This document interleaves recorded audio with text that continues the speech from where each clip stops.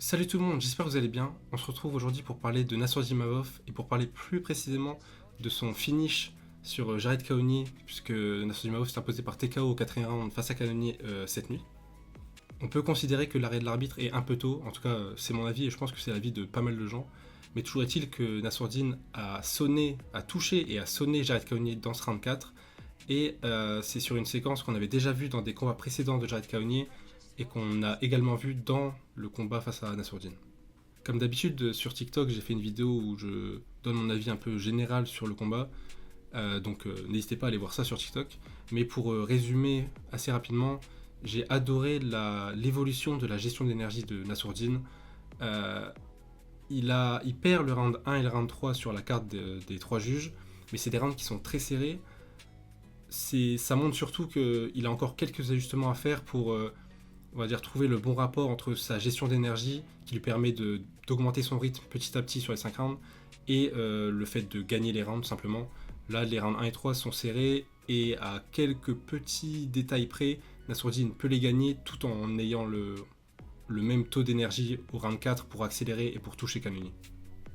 En tout cas, l'attaque sur laquelle Nassourdine sonne Cannonier, elle est très très bien exécutée et je pense qu'elle a été très bien travaillée. Je vais vous montrer pourquoi juste après.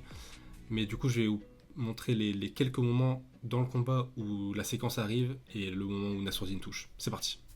La séquence sur laquelle Nassourdine touche Jared Cannonier, elle se produit déjà vers la moitié du premier round. En fait, Jared Cannonier, il a tendance, pour préparer son attaque de son bras droit, il a tendance à envoyer une sorte de... C'est à moitié un jab et à moitié un crochet gauche. Vous allez voir juste après, mais il se décale légèrement sur la gauche pour envoyer ça, et donc il se décale, sachant que Nassourdine combat en droitier, il se décale vers le bras droit de Nassourdine et donc vers la puissance de Nassourdine. Ici, il va se décaler légèrement sur... Bon, on voit pas ses appuis, parce que c'est un peu zoomé, mais le bras gauche de Jared Cannonier, il fait un léger mouvement arrondi, donc c'est pas réellement un jab, c'est pas non plus totalement un crochet, et en même temps son appui gauche, bon là on voit pas, mais il se décale légèrement vers le bras droit de Nassourdine. Là ici Nassourdine ne le contre pas parce que dans le premier round et même dans certaines phases des autres rounds, il est plus dans une approche de in and out, donc de rentrer et sortir de la distance dangereuse, de la distance de frappe de Cannonier. Plus le combat avançait, plus Nassourdine restait dans ses appuis pour timer et pour pouvoir contrer Jared Cannonier, et c'est ce qu'il a fait au quatrième round. Et comme j'ai dit, quand Jared Cannonier envoie ça, c'est pour préparer son bras arrière que vous venez de voir. La séquence dans le premier round que je vais montrer, elle est intéressante parce que Jared Cannonier il réeffectue ce même mouvement juste après, vraiment 5 secondes après. Il va le réeffectuer juste ici pour envoyer son bras droit. Encore une fois, c'est à moitié un jab parce que là on voit bien bon, on voit qu'à moitié, j'abuse. Mais on voit la jambe gauche de Jared Cannonier, il s'est vraiment décalé sur sa gauche pour pouvoir envoyer son bras droit. Et donc quand il fait ça, il se décale au moment du jab en fait.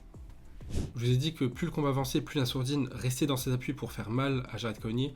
Il le faisait surtout pour vraiment marquer des points dans le round. Là, vous allez voir que Jared Cannonier n'envoie pas ce que je viens de vous montrer, mais il se rapproche de Nassourdine et Nassourdine anticipe ce mouvement-là. Et donc, il va rester sur ses appuis et envoyer le bras droit.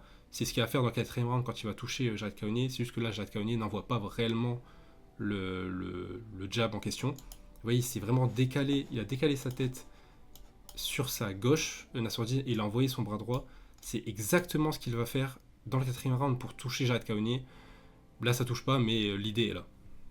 Et comme j'ai dit, contrairement à tout à l'heure, il n'a pas reculé, il est vraiment resté sur ses appuis. Vous pouvez voir les jambes de Nassourdine, il est vraiment dans ses appuis pour pouvoir envoyer son bras arrière.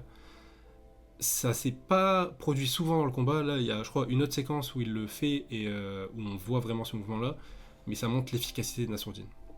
Au tout début du round 4, Jared Cannonier va réenvoyer la même chose. Comme c'est le début du round, Nassourdine gère assez bien son énergie, comme je disais en début de vidéo, et donc il n'était pas tout le temps dans ses appuis à essayer de contrer, il varie un petit peu, et là au début du round, il va plus être dans cette approche du coup de in and out, donc il va reculer, il va pas essayer de contrer, mais là vous pouvez voir que, bon, il y a d'abord un crochet gauche un peu large, et juste après, Jared Cannonier il envoie ce que je vous ai montré plus tôt. Comme j'ai dit, c'est à moitié un jab, moitié un crochet, il y a quand même un mouvement arrondi.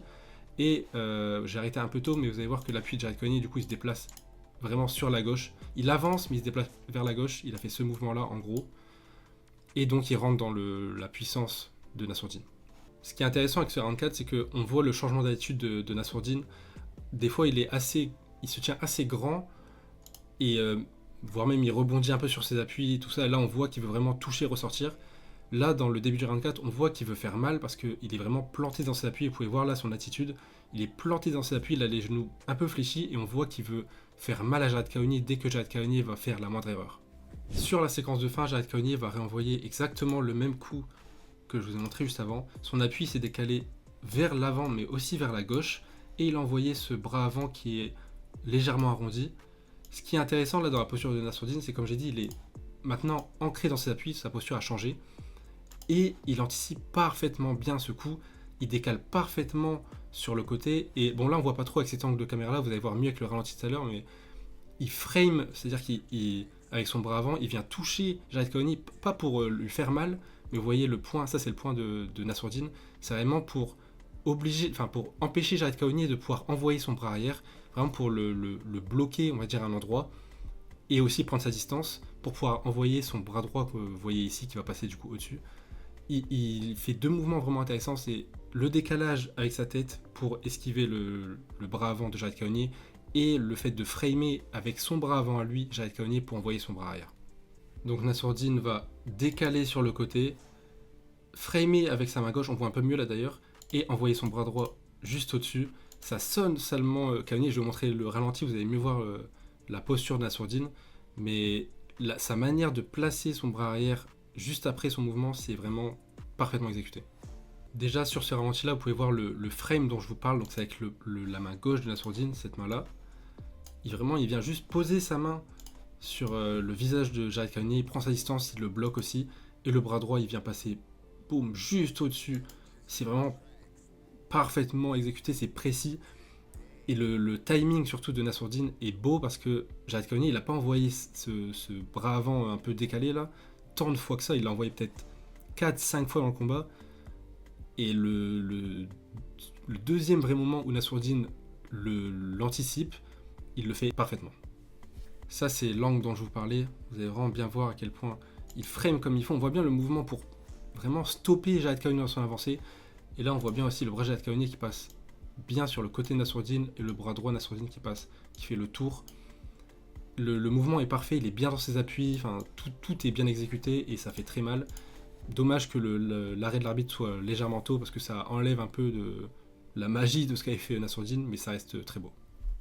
Nassourdine a call out Sean Strickland pour une revanche à Paris.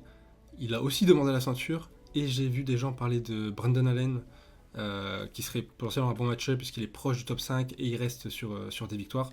Je pense que n'importe quel combat pour Nassourdine dans le top 6-7 à Paris, ça serait parfait. Déjà parce que ce serait à Paris et aussi parce que je pense que n'importe quelle victoire lui donnerait une bonne légitimité à obtenir le title shot et je pense que c'est ce qu'il veut. J'ai du mal à imaginer qu'il ait le title shot maintenant, sachant qu'il y a Khamzat Whittaker qui arrive et que Adesanya est toujours dans la course au titre, on va dire. Mais en tout cas, j'ai hâte de voir la suite. C'est absolument magnifique qu'on ait autant de combattants français dans le top 5 ou en tout cas proche d'un top 5. L'évolution du MMA français, elle est magnifique, ça me rend vraiment trop heureux. Je suis vraiment fier de voir que certains de nos combattants arrivent dans le top 5. J'espère que cette vidéo vous aura plu. L'analyse n'était pas la plus facile à faire parce que Jared Cannonier, il n'a pas tant que ça envoyé le coup. Mais j'espère que c'était assez clair malgré tout. N'hésitez pas à vous abonner, à mettre un like si vous avez apprécié. N'hésitez pas à me dire aussi en commentaire ce que vous en avez pensé. On se dit à la prochaine. Bisous.